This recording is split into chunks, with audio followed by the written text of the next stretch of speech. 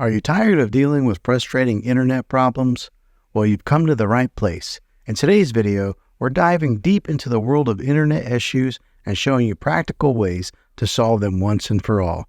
Whether it's slow speeds, intermittent connections, or mysterious outages, we've got you covered with tips and tricks to get your Earthlink internet back on track. So let's get started.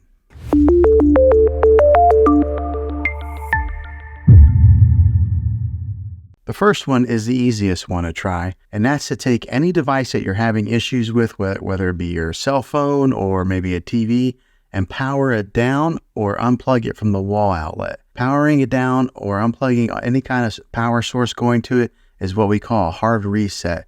And you want to leave it unplugged or powered down for at least 60 seconds. Now don't be impatient here, wait the whole 60 seconds, then power back up or plug it back in, and then see if it's working now. If that fixes it, then great. If not, let's go ahead and move on to the next method. And that would be to push the reset button on your modem or router. Not all routers have this, but if yours does, go ahead and give this a try. If hitting the reset button doesn't work, then let's go on to this next method. And that's to find the router that is giving you Wi-Fi and go ahead and unplug the power to that for 60 seconds. Then plug it back in. If that doesn't work, let's go ahead and move on to the next method. Move your router to a different location so that it's more open and it can broadcast a better signal without any interference. Hopefully this will help. The last thing to do is to call your internet provider, and they might have to tap into your modem remotely to run a diagnosis check, and maybe that'll fix it. Some providers will send you a modem for free if you are continuing to have problems with it, especially if you tell them that you might want to cancel service with them. Well, hopefully this video was helpful.